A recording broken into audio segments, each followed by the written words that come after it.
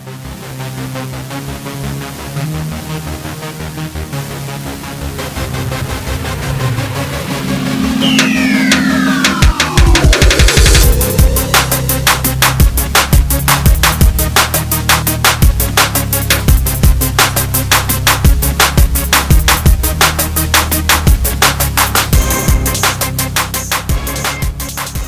श्री कृष्ण संसार में कई भाव से पूजे जाते हैं। जब हम उनके अलग अलग भाव वाले चरित्र का आकलन करते हैं, तब हमें उनके लिए इस्तेमाल होने वाले तमाम विशेषणों को लेकर कोई हैरानी नहीं होती। भगवान श्री कृष्ण एक ही रूप में अपूर्व सन्यासी और अद्भुत गृहस्थ थे। उनमें रजोगुण और अपार शक्ति थी, लेकिन वो त्याग की प्रतिमूर्ति थे। गीता अध्ययन से ही श्री कृष्ण का चरित्र समझा जा सकता है। वो अपने उपदेशों का ही आकार थे। वो जिन अवतारों का प्रचार करने आए थे, उनका जीता जागता रूप थे। भगवत गीता के उद्देश्यों की साकार मूर्ति, अनासक्ति का उज्जवल उदाहरण। उन्होंने अपना सिंहासन त्याग दिया, कभी उसकी चिंता भी नहीं की। जिनके कहने भर से राजा अपने सिंहासन छोड़ देते थे, ऐसे समग्र भारत के नेता ने खुद राजा होना नहीं चाहा। बचपन में उन्होंने जिस सरल भाव से गोपियों के साथ क्रीड़ा की, जीवन की दूसरी अवस्थाओं में भी उनका वो सरल स्वभाव छूटा नहीं। जब तक कोई पूर्ण ब्रह्मचारी और पवित्र स्वभाव का न हो, तब तक वो भगवान के स्वरूप को नहीं समझ सकता।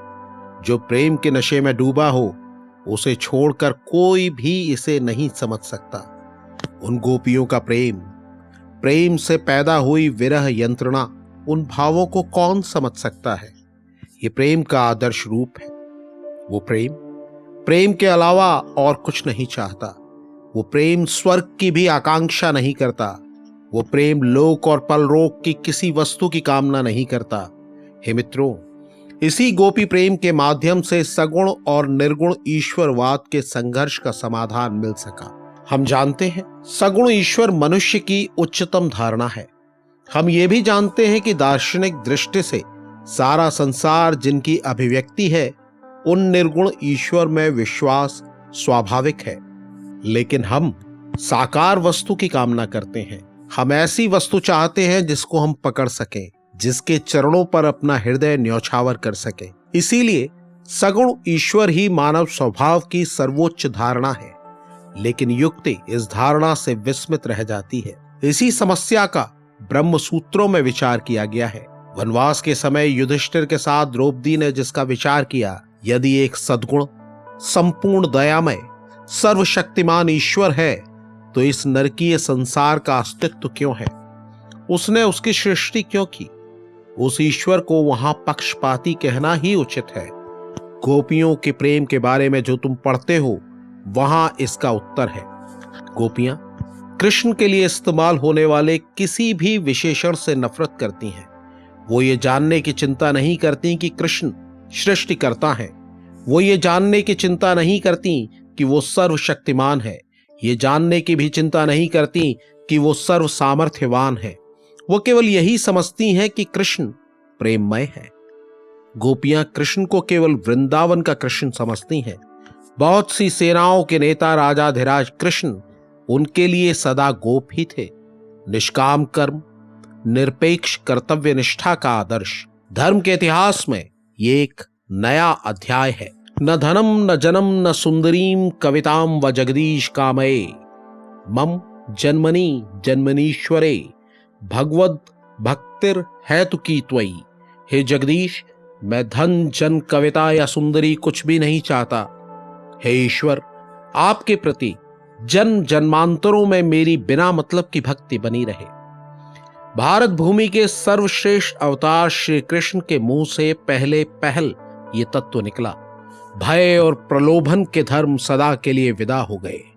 मनुष्य हृदय में नरकमय और स्वर्ग सुख भोग के प्रलोभन होते हुए भी ऐसे सर्वोत्तम आदर्श का अभ्युदय हुआ, जैसे प्रेम प्रेम के निमित्त, कर्तव्य कर्तव्य के निमित्त और कर्म कर्म के निमित्त।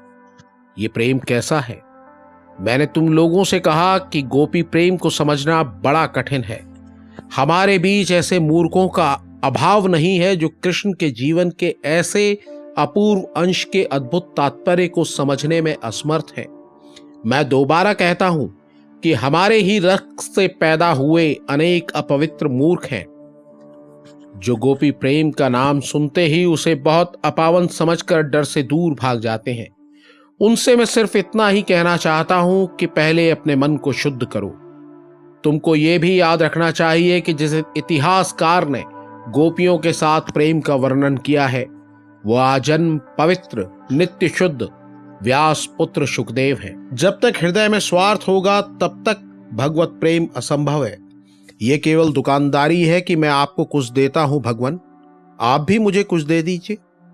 और भगवान कहते हैं कि यदि तुम ऐसा न करोगे तो तुम्हारे मरने पर मैं तुम्हें देख लूंगा, चिरकाल तक तुम्हें जलाता रहूंगा। सकाम व्यक्ति की ईश्वर धारणा ऐसी ही होती है। जब तक मस्तिष्क में ऐसे भाव रहेंगे तब तक गोपियों के प्रेम विरह की उन्मत्तता मनुष्य किस प्रकार समझेंगे। पहले धन, नाम, यश और क्षुद्र मिथ्या संसार के प्रति आसक्ति छोड़ो, तभी तुम गोपी प्रेम को समझोगे। कृष्ण अवतार का मुख्य उद्देश्य ही गोपी प्रेम की शिक्षा है। यहां तक कि गीता का महान दर्शन भी उस प्रेम की उन्मत्तता की बराबरी नहीं कर सकता, क्योंकि गीता में साधक को धीरे धीरे उसी चरम लक्ष्य मुक्ति के साधन का उपदेश दिया गया है। लेकिन गोपी प्रेम में रसास्वाद की उन्मत्तता प्रेम का चरम मौजूद है। यहां गुरु और शिष्य, शास्त्र और उपदेश, ईश्वर और स्वर्ग सब एकाकार है। भय के भाव का चिन्ह मात्र नहीं है, सब बह गया है। शेष रह गया है केवल प्रेम का शिखर। उसमें संसार का कुछ भी याद नहीं रहता। भक्त उस समय संसार में कृष्ण, एकमात्र उसी कृष्ण के अलावा और कुछ नहीं देखता। उस समय वह सारे प्राणियों में कृष्ण के ही दर्शन करता है। उसका चेहरा भी उस समय कृष्ण के समान ही दिखता है। उसकी आत्मा उस समय कृष्णमय हो जाती है। यह है कृष्ण की महिमा।